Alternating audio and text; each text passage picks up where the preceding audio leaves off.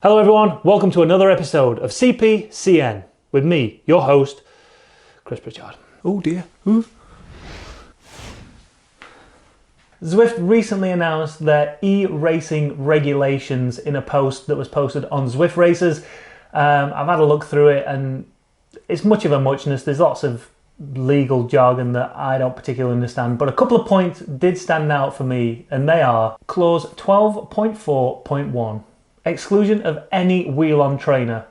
I mean, to be fair, nowadays, in these races, you just can't be having a wheel-on trainer. So personally, I think that's actually a good thing from Zwift. Obviously, these regulations are for specific e-racers on Zwift, but they're not for what you would class as a live final. So the British Nationals, everyone was on a kicker. And I wonder how that'll work out in future, whether it'll be a specific trainer manufacturer who sponsors a certain event to make sure that their trainer is used on those said events. Like, would you have a tax national championships and a kicker national championships, or a Wahoo national championships, Wattbike national championships? Or do you think we'll get to a position where they open it up to allow anybody to use any trainer? Because if you think about it, at the British Nationals, everyone was on kickers. Ed Laverick, Cameron Jeffers and James Phillips were all previous riders of the kicker. The Madison boys all used Elite, and Steve Young, I believe, used a Wattbike. There's a massive difference between riding a Wattbike and riding, a smart trainer, a Neo, or a kicker, something like that. It's just a world apart. I wonder if they'll get to a point where they'll allow anybody to ride any equipment in a final, knowing that all the equipment is calibrated the way it should be, so everything's even across the board. Will that ever happen? I don't know. But anyway, clause 12.4.2, excluded equipment. The Elite Mewing, which is no surprise. But where's the exclusion of the hammer? That's what I want to know. Because, come on, everybody knows it. Everyone knows it. During the OVO Women's Tour, which took place last week, Lizzie Deignan told Cycling News that she needs to take a break. She's been training hard since giving birth to her daughter. And bear this in mind, right? She goes through one of the hardest things a human being has to go through. Not only making a child, but then giving birth to that child. To do that and then be back on her Wattbike within 2 months is... I salute you, Lizzie. That is amazing. To then go back to full fitness, and within 9 months of giving birth, she turns up to the Women's Tour and only goes and bloody wins it. That is unbelievable. But the reason she's saying she needs to take a break is because she's been training so hard up to the Women's Tour that she now needs to take a break before she focuses again on the World Championships in Yorkshire in September. But ultimately, this is going to mean that she's going to miss the British National Championships, so she's not going to be able to fight for those 3 stripes. But do you know what? I think she'd sooner go for a rainbow jersey than a British national title, especially a rainbow jersey that could be won on her home soil. Just imagine this. Lizzie Deignan, Women's World Champion from Yorkshire. Ben Swift, Men's World Champion from Yorkshire. Where did they do it? In Yorkshire. While drinking gravy. Staying with the Women's OVO Tour, and did you see Sarah Roy's tweet a couple of days ago? Milton Scott, your Wahoo commentary prize goes to Sarah Roy!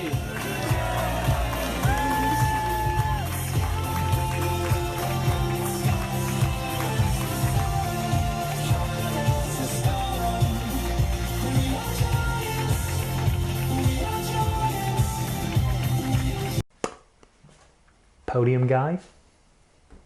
And sticking with Sarah Roy and Mitchelton Scott, my segues are so good. Mitchelton Scott's Twitter account has been suspended. It appears that Mitchelton Scott might have succumbed to Twitter's new algorithm finding out who is using copyrighted music and then suspending them for it.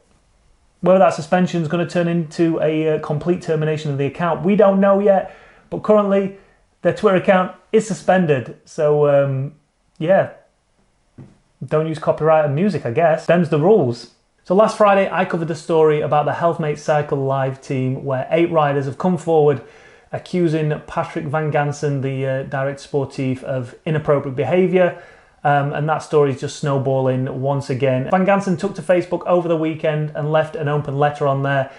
If you want to read it, the link is in the description. I'm not going to go into it. I mean, I don't know what's happening. Like, when you read it, it seems like listen, right, innocent until proven guilty. Until the evidence has been shown to a jury and a judge applies that guilty or non-guilty verdict, you've got to presume innocence. It's only fair. But the way the guy's going about it, it's strange that he would write what he wrote in this letter. Whether it's lost in translation or something, I don't know. But it seems very childish and churlish, I think is the right word to use. Okay, Google, what does the word churlish mean? This is the definition of churlish. Rude in a mean-spirited and surly way. Boom, there you go. I was right. But yeah, it just seems like he's either trying to pass the buck, trying to push the blame elsewhere. I don't know. But again, the story's still got some legs to run, so we'll keep an eye on that. Moving on to the update on the Chris Froome story, and it appears the list of injuries wasn't completely over for Froome. So he broke a couple of ribs, he broke his elbow, he broke his femur and his hip. He's now saying that he also broke his sternum. If you don't know what his sternum is, it's your breastbone, right? Just have a feel of that. That is a thick piece of bone. That is a strong piece of bone. This interconnects all your ribs all the way up to your clavicle, aka your collarbone, right? Imagine breaking that. Not only that, he also suffered a C7 neck vertebrae fracture as well. I mean, that type of paralyzes you. But that being said, over the weekend, the Twitter conspiracy theorists, the tinfoil hat brigade, were out in force. Now, before I get into this story, I will say, I don't believe any of this. I believe that everything that's happening in Ineos is genuine. He genuinely crashed. He genuinely broke all those bones. And he genuinely nearly died. Dan Martin has no reason to lie. Wout Poels has no reason to lie. However, some of the conspiracies coming out over Twitter are just insane. Let's take a look at a few of the threads going down on Twitter. And before I start reading any of these to you, know that I believe everything that's happened is real. There's no conspiracy there. He crashed his bike, right? He hurt himself bad. That being said, let's take a look at some of these threads of conspiracies with the Chris Froome crash. Ryan ____ tweeted this to Hayden Rolston and Greg Henderson. Thoughts on Froome's condition? He seems to be amazing unscathed. Doesn't make sense. For someone who crashed into a wall at 55k. Not even any gravel rash. No upper body gravel rash other than tiny elbow that is fractured. This is post-surgery. No IV drip, no heart rate monitor, but he's in intensive care. So I guess what this guy's implying is that this is fake news. That Froome should be linked up to all sorts of gadgetry and monitors and things like that. You can't even see his hand. You don't know if he's even got a cannula in his right hand. He could have it. All this stuff could be around this side of the camera. Just calm down a minute. E1 Sprockler. I believe in miracles such as Poels and Froome. Here 10 minutes pre-crash, neatly foreshadowing the crash. Also starring Rain Jacket with not a spat of rain in sight whole day. Remarkable audio quality. Chris Froome had been scouting the course. Here he is shortly before his crash. Being urged to ride safely. As he moved out of sight of the cameras, he took his hands off the handlebars again, but this time he was doing 60 kilometers per hour. Jimmy says this is one big fat cover-up in my opinion. I smell a very large rat. Seen the pics, not a scratch on him. No bandages, braces, supports, drips, monitoring equipment. I have fallen off bikes many times. Always had a bump or a scrape on my arm, at least. Have you seen the video of before the crash? I'm cynical at the best of times, but this looks like a big cover-up. Also, have a look at what made the photos of an ambulance on site, B. Froome stretchered off into hospital, C. the helicopter flying Froome to another hospital, all one and the same photographer. So apparently she stayed alongside Froome in the hours after the crash, yet didn't manage to make a single photo of Froome himself. Smells like cheap cover-up, but since the media aren't asking questions, they'll get away with it as usual. And there's more and more people coming out with the conspiracy. So basically what they're saying is the whole thing was a cover-up. Froome's going to be out for at least 6 months. So what they're saying is that Froome's been popped by the UCI, but the UCI refused to sanction him because it will bring the sport into disrepute again, as usual. the man's too much of a champion. They can't allow this to happen again. So instead of banning him, they've taken him to one side and said, hey, listen, why don't you fake a really, really, really life-threatening crash, then be injured for 6 months, and then come back? I mean, it's insane. It's insane. Maybe I'm naive, and do you know what? If these conspiracies ever prove to be right, I will be the first person to hold my hand up and say, I'm so sorry for not believing you. So I'm going to pass it off to you. What do you think? Because I hate the fact that I'm even entertaining these ideas. Because like I said before, this was a life-threatening injury. Dan Martin even said he saw it. What does Dan Martin have to lie about? Why does he have to lie? Why does he feel the need to have to lie about it? He could have said he was not even there. The other thing is, right, you know how a lot of people are saying about the picture, the fact that it doesn't look like he's in intensive care, there's no monitors around him. If they're going to the trouble of causing a fake crash, then don't forget you're dealing with Dave Brailsford here, the man who invented marginal gains. Do you not think that he's going to look at that photo and go, right, let's get the IV in there, let's make sure that's in there, let's add some makeup, some bruises on him, because if you're going to do it, you're going to have to go full bore on it. You can't just go half-hearted and just take a picture of him randomly in there. However, I am now going to throw a huge amount of fuel on this conspiracy fire. Just compare these two pictures, right? Now, if I asked you which one of these two had just hit a wall head on at 55k an hour, which one would you say it was? And if I said to you, which one of these has just been out on a massive bender and just had the stomach pumped, and he's probably still a little bit drunk, who would you say? So the guy on the left-hand side is, of course, Phil Gaimon. Hey, welcome to my channel. I'm Phil Gaimon. I was a pro cyclist known for my love of cookies and my hatred of doping. He runs an awesome YouTube channel. It's the worst retirement in cycling ever. I think it's something like that, but I think I probably hold the record for the worst retirement in cycling. I don't know if you can call it a retirement when you're never professional. But if you don't watch his YouTube channel, follow the link in the description, go and check him out. And one of the parts of his retirement is he wants to try and qualify for the Olympic Games for America. So he's going for the IP or eventually the team pursuit, but he's doing some IP testing to gauge where his fitness is at, and then he wants to take his fans and his followers on the journey of what he needs to do to try and qualify for the Olympic Games.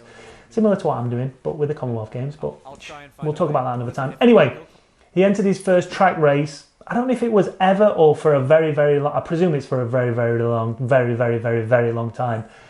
It must have been a bunch race, because if you're falling off and doing that much injury to yourself in an individual pursuit, it might be time to think about hanging up the bike. Gaimon suffered a broken scapula, collarbone, ribs, and a partially collapsed lung. Now those are some serious injuries, and you can see, look at his face, look at his hand, he's covered in wood burn. I'd take 2 fully collapsed lungs over having to get in the shower when I've got wood burn. It is unbelievably painful. I mean, come on. You can see why these conspiracy theorists take that little snowflake, just flick it down the hill and watch it snowball into a whole world of, well, whatever it is. I don't know. But staying with Gaimon, and hopefully he's going to make a recovery quick. It's going to put him back on his training, I guess, for the Olympics, which is such a shame. And he made a great video on his YouTube channel. Just check this out. So my first track race did not go well, as you can see. I'm gonna get back in there and catch those guys. To be honest, I think I pull that off. No, it didn't go well. I don't exactly remember what happened, but I hit the deck. I got a broken collarbone, scapula, that's the shoulder blade, bunch of ribs, and then what else? Oh, partially collapsed lung, which is kind of scary. So took me to the hospital. I got people taking care of me. But here's the thing: what if I told you that I didn't have health insurance and this was going to cost $100,000, and I asked for a donation? Would you be able to help me out? And And if the answer is yes, I do have health insurance, and I'm fundamentally okay. It's going to be a little bit, but I'm okay. And I would like that you take that money and give it to No Kid Hungry, who needs it more than I do, believe it or not. So that's all I can think of to cheer me up right now, is for something good to come out of this. So I'll have a link in the description, and will get me closer to that $100,000 goal. But I'll keep you posted on whatever all this is as we go. But that's all I got for now. Thank you. Wow. So not only is he an amazing cyclist, he's also an amazing man doing amazing things for an amazing charity. Here I am just trying to get my own attention on YouTube. Maybe I need to start thinking about this, because the guy's not only trying to bring awareness to himself, just to show people what it's like to be a professional cyclist, just to show amazing places around the world, but he's also doing it all for a charity as well. He wants to raise £100,000 for No Kid Hungry. There's a link in the description down there if you want to, I guess, donate to the charity that he's asking you to donate. And it's such a clever way of doing it. Get well soon, Phil. I hope to see you back on the bike doing amazing things on your YouTube channel. If you're not subscribed to him already, go and do it. It's one of the best cycling YouTube channels there is, apart from this one. Finally, it's the big man's birthday today. No, not God. No. Or Santa. No. Eddie Merckx is 74 today. Congratulations, Eddie. 5 times Tour de France winner. Pretty much won everything, did everything. Often seen as the GOAT of cycling. So I guess we could open that debate. Eddie Merckx, the GOAT of cycling. Thanks for watching, everybody. Leave those comments below. I've got a feeling that we're going to have a lot of comments about this Chris Froome conspiracy. Just keep it polite, just keep it nice. Remember what your mum used to say, if you don't have anything nice to say, don't say anything at all, okay? But it'd be interesting to see what people think of these conspiracies. Do we think that they have legs? Do you think it's true, or do you think people are just pissing in the wind trying to create a mountain out of a molehill? For the rest of the stories, feel free to leave those comments as well. Join us tomorrow for another CPCN. Until then, subscribe, like, hit that notification bell, and transition it straight out of here, Pritchard. Go. Breathe again. Let your heart begin to see.